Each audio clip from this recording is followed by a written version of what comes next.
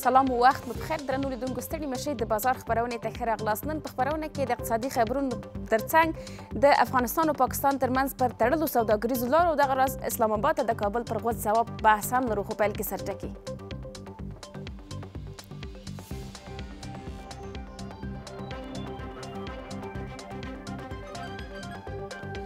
پاکستان سره له لوړو ژورو ډکه سوداګري اسلام آباد ته د کابل غوڅ ځواب. د حکومت اقتصادي مرستیال وایي تر دې وروسته باید پاکستان د دوی شرایط ومني. د صنعت او سوداګرۍ وزیر بیا ویلي چې که پاکستان عدالت ته راوړاندې نشي نو دوی ورته اړتیا نه ویني. د کاپ 10 ناسته کې له ګډون محروم اقلیمي بدلون ځپلی افغانستان. یونیسف په دغه ناسته کې د افغانستان پر نه ګډون اندېښنه څرګنده کړې. د ملګرو ملتونو یو سازمان بیا ویلي چې افغانستان کې د قانوني کښت ساحه محدوده شوې او ویره شته چې خلک بیرته د کوکنارو کښت ته ور وګرځي. را روان سوړ ژمی د خلکو بېوسي او د ډبرو سکرو ارزانه پلورل. د شمال ډبرو سکرو اماراتي شرکت وایي پلازمینې او د هیواد په 11 نور ولایتونو کې له بازار څخه په ټیټ نرخ د ډبرو سکاره پیري. ټاکل شوې چې سږ ژمی به دغه شرکت 130,000 ټنه سکاره وپلوري. او د تورخم تړلې لار له میوو بار موټر او خلکو ته اوښتي زیانونه. د کرنې او مالدارۍ خونه وایي هره ورځ افغان سوداګرو ته سلګونه زره ډالر زیان رسیږي. پاکستاني رسنۍ بیا وایي چې اسلام آباد کابل کې خپل 15 سلنه مارکیټ له لاسه ورکړی.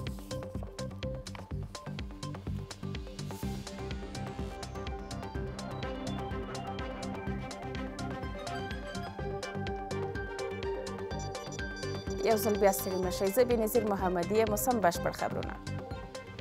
د افغانستان اسلامي امارت وایي چې د هیواد د اقتصادي ګټو او ملي عزت خوندیتوب په موخه د پاکستان پر سوداګریزو لارو د افغان سوداګرو تکیه راکموي. د ریاست الوزرا اقتصادي مرستیال وایي چې اسلام آباد د سوداګریزو لارو تړل د سیاسي فشار آلې په توګه ګټه اخیستل بللي. ورته مهال د صنعت او سوداګرۍ وزارت وایي چې په دې یوه میاشت کې د تورخم لارې د تړلو له امله افغان سوداګرو ته 200 میلیون ډالره زیان اوښتی دی. په اسلام آباد کې د سیمې د هیوادونو د استازو په ګډون یوه ناسته ترسره شوه. په دغه ناسته کې د تاجکستان، ازبکستان، قزاقستان او ترکمنستان استازو ګډون درلود. دا ناسته د اسلام آباد د پالیسۍ د مطالعاتو انسټیټیوټ لخوا جوړه شوې وه. د ناستې ګډونوالو ټینګار وکړ چې هیڅ بهرنۍ هڅه یا لوبغاړی نشي کولی د افغانستان ثبات تضمین کړي. د سیمې د هیوادونو د بهرنیو چارو وزارتونو استازو وویل چې افغانستان د سیمې د سترو پرمختیایي پروژو په عملي کولو کې حیاتي رول لري او په افغانستان کې یې د سولې او ثبات پر شتون ټینګار وکړ. له یوې میاشتې زیاته موده کیږي چې تورخم کې د افغان سوداګرو لسګونه هغه موټر بند پاتې چې میوې پکې بار وي. د کرنې او مالدارۍ خونه وایي چې د دغو میوو د خرابېدو له امله خلکو ته هره ورځ سلګونه زره ډالر زیان اوړي. موټر چلوونکي بیا له کابل اسلام آباد غواړي چې ستونزې ژر تر ژره د خبرو له لارې حل کړي.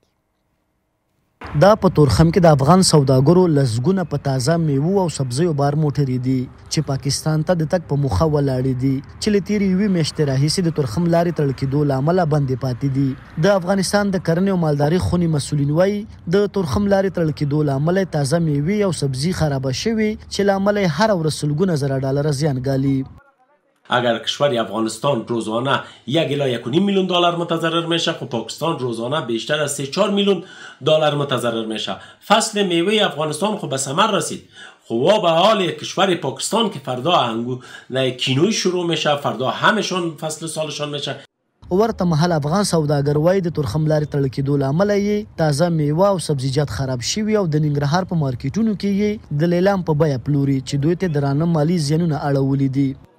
کم مالونه چې اوس پاتې دي په کومو گاړو کې د هغوی نه بوی روان دی.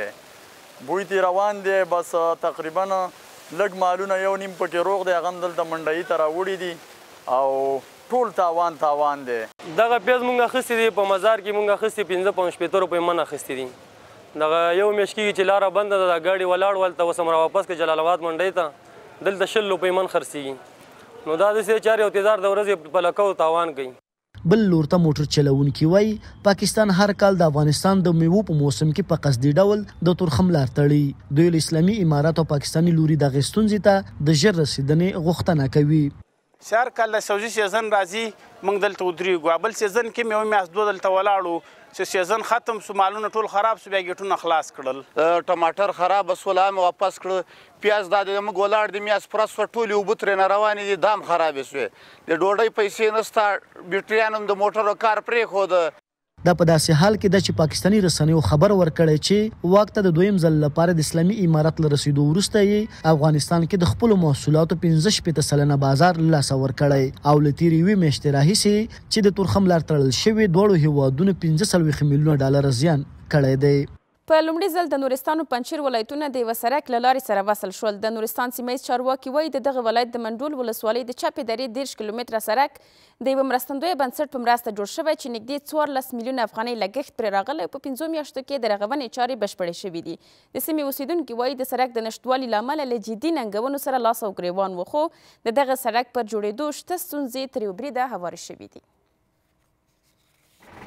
دا د نورستان منډول او د پنجشیر د پریان ولسوالۍ تازه رغول شوی سړک دی چې دواړه ولایتونه په لومړي ځل سره ونښلول. د نورستان سیمه مسؤلین وایي یاد سړک د یوه مرستندویه بنسټ په مالي مرسته جوړ شوی چې نږدې 14 میلیونه افغانۍ لګښت پرې راغلی او د 5 میاشتې په موده کې د رغونې چارې بشپړې شوي دي. مسؤلین زیاتوي د دې سړک له جوړېدو سره به د خلکو پر تګ راتګ سوداګرۍ او د بیړنیو مرستو په رسېدنه کې ګڼې اسانتیاوې رامنځته شي. چې نن 4 میاشتې مخکې موږ دغه سړک افتتاح کړی و او اوس تقریبا تکمیل شو او دغه سړک د منډول ولسوالۍ تقریبا د پنجشیر ولایت سره وصلی او تقریبا چې سکم 14 میلیونه افغانۍ مصرف پرې راغلی. انکشاف دیهات په کوششو په سایه باندې او بانک جهاني ترونه منظور شوی دی او دا کار تطبیق کړی. بل لور ته د سیمې اوسیدونکي د یاد سړک پر جوړېدو خوښ دي خو اسلامي امارت غوښتنه کوي چې په دې سیمه کې د نورو رغنیزو پروژو پلي کېدا ته هم ځانګړې پاملرنه وکړي. بسیار از مشکلات مردم ما بالخصوص مریضا دیگه رفت آمد ما به ولایت پنجشیر خیلی نزدیک شده دیگه میتونیم الان به سمت شمال به این ولایت ها دیگه سفر کنیم. چی از نگاه میوه چی از نگاه غلجات و همچنان مشکلاتی که ما داشتیم اکمالات یومیه مردم از طریق حمل و نقل چیزا بودن اسبا و غیره و غیره. د نورستان او پنجشیر ترمنځ د سړک له نښلېدو سره هم مهاله د کونړ او نورستان ترمنځ د 120 کیلومتره سړک د جوړولو چارې هم روانې دي. د مسؤلینو د معلوماتو له مخې تر دا مهاله دغه سړک نږدې 80 سلنه رغنیزې چارې بشپړې شوي دي. په برازیل کې د اقلیمي بدلون نړیوالې ناستې یا کاپ 10 له پیلېدو سره یونیسف په دغه غونډو کې د افغانستان د استازي د نه حضور په تړاو اندېښنه څرګنده کړې او د اقلیمي بدلونونو پر وړاندې د هیواد رول کمرنګه بللی دی. د نشه یي توکو او جرمونو پر وړاندې د ملګرو ملتونو د مبارزې دفتر وایي چې اقلیمي بدلون افغانستان کې پر کلیوالو فشار زیات کړی او دغه چاره هغوی د کوکنارو بیا کښت ته هڅوي. د ملګرو ملتونو د ماشومانو د ملاتړ صندوق یا یونیسف په برازیل کې د اقلیم د بدلون په نړیواله غونډه یا کاپ 10 کې د افغانستان د استازي پر نه ګډون د اندېښنې په څرګندولو سره د اقلیمي بدلونونو په ناورین کې د افغانستان رول پیکا بللی او د نړۍ له مشرانو غوښتي چې په دې غونډه کې د افغانستان وضعیت ته جدي پاملرنه وکړي. په داسې حال کې چې نړیوال مشران په برازیل کې د اقلیمي اقداماتو په تړاو خبرې کوي، یونیسف له دغو مشرانو غواړي چې هغه ماشومان په یاد ولري چې استازی نه لري. هغه ماشومان چې د ښوونځي د کتاب پر ځای اوبه لیږدوي، هغوی تر هیلې زیات اقدام ته اړتیا لري، هغوی عمل ته اړتیا لري. کاپسی که در برزیل در حال برگزاری است، این خودش نمایانگر از این است که افغانستان متضرر است و باید اوج حضور پیدا میکرد در پالوی چالش هایی که افغانستان از ناحیه تغییر اقلیم دیده. د ملګرو ملتونو د نشه یي توکو او جرمونو پر وړاندې د مبارزې دفتر هم د کاپ 10 غونډې له پیلېدو سره هم مهاله ویلي چې اقلیمي بدلونونو په افغانستان کې پر کلیوالو فشار زیات کړی او د قانوني محصولاتو د کښت ګټه یې کمه کړې ده. د دې لپاره حکومت باید یو تګلاره جوړه کړي، هغه تګلاره نړیوالو ته باید ورمخته کړي او نړیوال خپله باید په دې باندې کار وکړي. هغه موضوعات چې هغه د بشر مربوط دي او هغه نړیوال خطر پیدا کوي. خو کروندګر د اقلیمي بدلونونو په ځانګړې توګه د وچکالۍ پر مستقیمو اغیزو اندېښمن دي او د لا زیات ملاتړ غوښتنه کوي. تخمای بذری، تنظیم آب، کود کیمیاوی، کوشش دولت باید با ما کمک بکنه که کودای کیمیاوی که اگر در داخل مملکت تولید میشه باید با کیفیت باشه. دا په داسې حال کې ده چې د کاپ دیش غونډه د دوشنبې په ورځ د څه باندې 200 هیوادونو د استازو په ګډون د برازیل په بلیم ښار کې پیل شوه. خو سږکال هم د تیرو کلونو په څېر د افغانستان د خلکو غږ د اقلیمي بدلونونو د ننګونو په څرګندونو کې غلی پاتې شو. د فاریاب ولایت د اندخوی ولسوالۍ د مالګې کان د کیندنې ظرفیت 2 برابره شوی. د مسؤلینو په وینا له میمونې درزاب او اندخوی کانونو نږدې 200,000 ټنه مالګه ترلاسه شوې ده. د فاریاب ولایت د اندخوی ولسوالۍ د مالګې د استخراج بهیر. دا کان په هیواد کې د مالګې یو له لویو کانونو ګڼل کیږي چې په کال کې شاوخوا 2000 ټنه مالګه تولیدوي. تیر کال د کان د استخراج ظرفیت 92,000 ټنه و، خو دا کچه 200,000 ټنو ته لوړه شوې ده. 14 نمک‌هایی که استخراج شده بود از کاسه ها 92,000 تن بود و پاکاری که در 14 ما انجام دادیم و حالا که نمک‌ها را در سال 14 ما 14 استخراج کردیم ظرفیت معدن به دوچند به 2 لک تن رفت. دغه کان د یو شمېر هیوادوالو لپاره کاري فرصتونه رامنځته کړي دي. کارګران له حکومته غوښتنه کوي چې په هیواد کې د نورو کانونو د استخراج په پیلولو سره ځوانانو ته د کار زمینه برابره کړي. په دې میدان کې په دې شرکت کې موږ کار کوو. د خدای څخه غواړو نور شرکتونه په ولایتونو کې پیدا شي، موږ د کاروبار پیدا شي، موږ یو روزي وړو، خپل اولاد ځانو بچت یې ورکوو، هغه یې خوري. بس نو دا شرکتونه د خدای پیدا شي میدانونه په نور ولایتونو کې هم پیدا شي چې کاروبار شي. غریب کار دي د ایران موږ څه کوو، بل خارج دولت موږ څه کوو چې موږ خپل په خارج کې دغه پیدا شي. همینجا جوانایی که ایران میرن ترکیه میرن همینجا بیاین کار کنن. کار خیلی خوب است. وطن ما ملک ما آباد شوه. این د ما سربلندی است. له دې سره هم مهاله د فاریاب والي چې د دغه کان د لیدلو لپاره اندخوی ولسوالۍ ته سفر کړی و، د هیواد د سوداګرو د ملاتړ لپاره د حکومت پر هڅو یې ټینګار وکړ. هم دې ته ډېر لیواله دي، دې ته ډېر وفاداره ده چې خپل د ملک د تجارانو ښه حمایه وکړي، خپل د ملک د تجارانو سره کومک وکړي. ځکه زموږ د ملک هغه سرمایه چې د هغه دغه تجاران دي، نو موږ بیخي دوی سره سل په سله کومک کوو. افغانستان د مالګې لوی زیرمې لري او تر اوسه یې کانونه په تخار، سمنګان، بلخ، فاریاب، غور، هرات، غزني، پکتیا، کندهار او پروان ولایتونو کې تشخیص شوي دي. او سمرګرځو ویلاندې دمې ته له دمې وروسته د بازار خپرونې دوام ته راګرځو.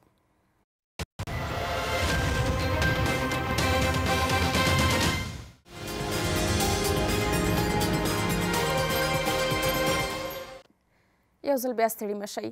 د افغانستان او پاکستان ترمنځ د اړیکو د ترنګلتیا له څه باندې یوې میاشتې د سوداګریزو لارو تړلو او ترڅنګ د دې د مذاکراتو بې پایلې رسېدو سره سم اسلامي امارت یو ځل بیا یو غوڅ ځواب د اسلام آباد پر وړاندې ورکړ. دا چې دوی ویلي دي وروسته له دې هغه شرایط چې باید لارې د کابل او اسلام آباد ترمنځ پرانیستل شي افغانستان باید وټاکي. ترڅنګ د دې د ریاست الوزرا اقتصادي معاونیت ویلي دي چې تر دې وروسته باید پر پاکستان اقتصادي تکیه راکم او افغان سوداګر د بدیلې لارې ولټوي. خو پر دې غږیږو چې آیا دغه چاره د افغانستان پر ګټه ده که پر زیان، او ترڅنګ د دې موږ څومره د دې جوګه یو چې په اوس وخت کې پر پاکستان اقتصادي تکیه راکمه کړو. پر همدې موضوع بحث لرو. د بحث لپاره موږ سره د افغانستان او پاکستان د سوداګرۍ ګټې خونې رئیس ښاغلی خانجان الوکوزی میلمه دی. الوکوزی صاحب ستړي مه شئ، وخت مو بخیر. د اسلامي امارت دغه ډېر څرګند دریځ او دغه غوڅ ځواب چې وروسته له دې باید شرایط موږ ټاکو دې لپاره چې لارې پرانیستل شي، فکر کوئ په واقعي معنا موږ د دې جوګه یاستو چې په اوسني وضعیت کې دغه شرایط پاکستان ته کیدو او که نه؟ بله، بسم الله الرحمن الرحیم. سلام و احترام تاسو ته او ستاسو د تلویزیون محترمو لیدونکو ته. اصلا خو که تاسو تاریخ ته وګورئ د پاکستان او افغانستان د تجارت تاریخي بیکګراوند خصوصا په دې 20 کالو کې 13 کالو کې چې وکتل شو، مشکل دا دی چې د دغه تجارت او ترانزیت نه سیاسي استفاده کیږي او د دې سیاسي استفادې په نتیجه کې په میلیاردونو افغانۍ او روپۍ پاکستان او افغانستان ته ضرر رسیږي. څو ځله دا لارې بندې شولې، څو ځله داسې تاسو ته خبر یاستئ. موږ قراردادونه لرو، موږ بینالمللي تعهدات لرو، موږ په وچه کې پروت یو هیواد یو، بهر ته باید لار ولرو، ترانزیت باید وشي. د ابټا قرارداد لرو. پاکستان ته باید موږ زمینه مساعده کړو چې دوی مرکزي اسیا ته لاړ شي، د مرکزي اسیا سره ونښلو. افغانستان یو عبوري پل شي د مرکزي اسیا او جنوبي اسیا ترمنځ. دا ټول اقتصادي ظرفیتونه دي او اقتصادي امکانات دي او اقتصادي کړنلارې دي چې په دې باندې باید موږ عمل وکړو. د دواړو ملکونو په ګټه ده. مګر متاسفانه چې وم لیدله په دې ټولو وخت کې داسې کېږي چې په یو ځای کې امنیتي ستونزه پیدا شي او شی پیدا شي دفعتاً لارې بندې شي. په دې اخره کې چې کوم تنش پیدا شو د افغانستان او پاکستان ترمنځ سرتاسري و په ټوله 2.5 کیلومتره کې چې جنگ شروع شو، بالاخره په کابل بمبارد شو د افغانستان په نورو ښارونو باندې، نو وضع نور هم ترنګړې شوله او یو ځل بیا د هغه حالت ته د افغانستان پخواني خلک ورسېدل لکه د داود خان د صدارت په وخت کې چې مکملې لارې بندې شوې. پاکستان دا لارې بندې کړلې. همدارنګه چې 15 لارې موږ د دوی سلرو دای بندې کړلې او په زرونه کانټینر زمونږ او د دوی یو مخ ته او بل مخ ته پاتې شو. موږ د پاکستان څخه داخلي تجارت لرو، واردات او صادرات دي چې موږ د کال 800 میلیونه ډالر دوی ته صادرات کوو او 1.5 میلیارډ ډالر د دوی نه واردات کوو. موږ په میلیارډونو ډالر د پاکستان د لارې نه د کراچۍ د لارې نه ترانزیت کوو چې په هغې کې غذایي مواد خصوصا بوره او غوړي او نور غذایي مواد دي، ادویې طبي د نور شیان دي چې د دې لارې راوړو.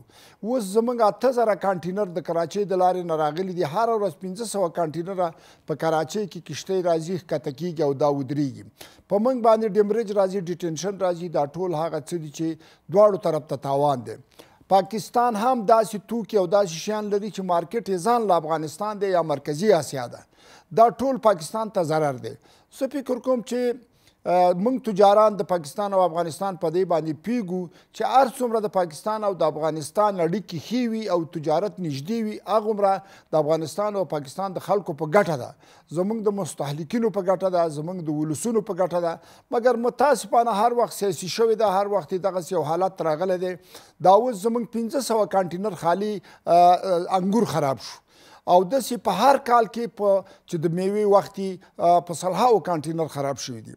دا اوس چې زه تاسو ته راتلم، ما په جلال آباد کې د یو تاجر سره د پیازو خبرې وکړلې. هغه په 80 افغانۍ باندې 9 کیلو پیاز په مزار کې خریداري کړي دي، 8 کانټینره ورسره اوس یې بیرته راوړي جلال آباد ته په 20 روپۍ باندې من خرڅوي. دا هغه څه دي چې مکمل تاوان دی د افغانانو دپاره، مکمل تاوان دی د تاجرانو دپاره. په دې کې شک نشته دی چې مخته کیله خرابه شوه، مخته بوره خرابه شوه، مخته ام خراب شو او دوایي خرابه شوه، وخت یې تېرېږي. دې کې ټول د پاکستان نقص دی. ته داسې فکر وکړه چې 1.5 میلیارډ ډالر پاکستان نقص کوي، 800 میلیونه ډالر موږ نقص کوو، یعنې زموږ نه د پاکستان نقص ډېر دی. په هر صورت دغه څه چې نن وزیرانو شورا مرستیال یا د اقتصادي چارو مسؤل د امارت د تجارانو په عمومي غونډه کې اعلان کړله، څو ځله دا د تاجرانو خپل پیشنهاد هم و چې دا لاره یا سمه کوي یا بنده کوي. نو بنان دوی په قاطع شکل باندې وویل چې نور موږ دا لاره تاسو ته نشو خلاصولی، اما دا داسې نه ده بنده کړې. د ده په خبرو کې دا خبره شته چې که چېرته پاکستان په اصولو او په منطق او په یو ګرنټۍ باندې موږ سره تعهد کوي چې لارې به نه بندوو، موږ پاکستان سره وروري غواړو، موږ پاکستان سره تجارت کوو، موږ د پاکستان سره هېڅ کله بل چاته نه ځو، پاکستان سره کار کوو. الکوزی صاحب ښه په خپله اسلامي امارت واضح او مشخص وایي چې پاکستان تل د سوداګریزو لارو څخه د یوې فشار ډالۍ په توګه ګټه اخیستې ده او موږ د دې لپاره چې هغه خپل اقتصادي ګټې او ملي عزت خوندي کړو پر پاکستان خپل اقتصادي تکیه راکموو. فکر کوئ دغه دریځ د سوداګرو لپاره، د افغان سوداګرو، پانګوالو ترڅنګ د دې د صنعتکارانو لپاره کومې ګټې لري او کوم زیانونه؟ ښه ګټې خو دا دي چې موږ د توقف او د ډیمریج او ډیټنشن نه چې د کال په میلیونونو ډالر د کمپنیو ته او پاکستان ته ډیټنشن ورکوو یا توقف ورکوو.